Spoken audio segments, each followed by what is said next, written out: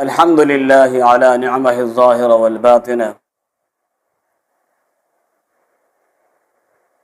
فقہ کے مسائل جو حدیث کے خلاف ہیں ہم آپ کی خدمت میں پیش کر رہے تھے، اسی سلسلے کو دوبارہ مزید بڑھاتے ہیں آگے۔ مسئلہ یہ ہے کہ عورت کی نماز پڑھانے کے لیے امام اس کے جنازے کے درمیان میں کھڑا ہوگا۔ اس بارے میں آئیے پہلے حدیث سے پوچھتے ہیں کہ حدیث سے ہمیں کیا نصیحت ملتی ہے، اللہ کے پیغمبر علیہ الصلوۃ والسلام کا عمل جو ہے وہ کیا ہے، پھر ہم فقہ کی طرف آئیں گے کہ فقہ اس کے مخالف ہمیں کیا سکھاتی ہے۔ سیدنا سمرہ رضی اللہ تعالی عنہ کہتے ہیں کہ ایک عورت اپنے نفاس کے ایام میں فوت ہو گئی۔ میں نے رسول اللہ صلی اللہ علیہ وسلم کی ابتدا میں اس کی نماز جنازہ پڑھی۔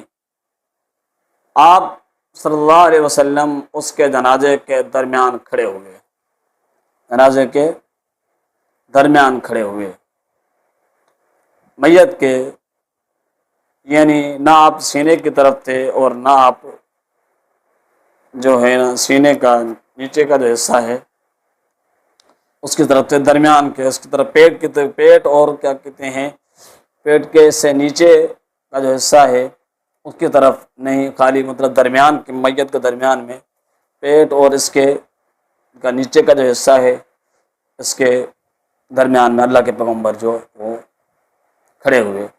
اب حدیث کیا کہتی ہے؟ حدیث نے آپ کو جو عمل بتایا وہ آپ نے سنا۔ اب فقہ اس کے بارے میں کیا کہ ہدایہ کے اندر یہ بات موجود ہے۔ ہدایہ اولین کتاب الصلاۃ جلد نمبر 1 کے اندر آپ جا کے اس مسئلے کو دیکھ سکتے ہیں۔ وہ کہتے ہیں کہ جو آدمی کسی مرد یا عورت کا جنازہ پڑھ رہا ہو تو اس کو چاہیے کہ میت کے سینے کے برابر کھڑا ہو۔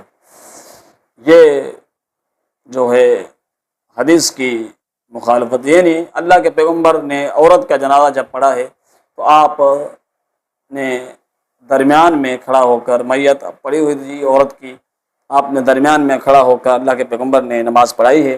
اب یہ کہتے ہیں کہ عمومی جو ان کے ہاں معاملہ ہے، فقہ کے ہاں عمومی بات ہے کہ میت کوئی بھی ہو، چاہے مرد ہو یا چاہے عورت ہو، اگر اس کا جنازہ پڑھا جا رہا ہے، امام اس کا جنازہ پڑھائے گا تو لہذا میت کے سینے کے برابر، مرد ہو یا عورت ہو، سینے کے برابر کھڑا ہونا پڑے گا۔ پیغمبر علیہ الصلوۃ والسلام کا عمل ہے کہ جب عورت ہے تو آپ علیہ الصلوۃ والسلام نے درمیان میں کھڑے ہو کے نماز پڑھائی ہے۔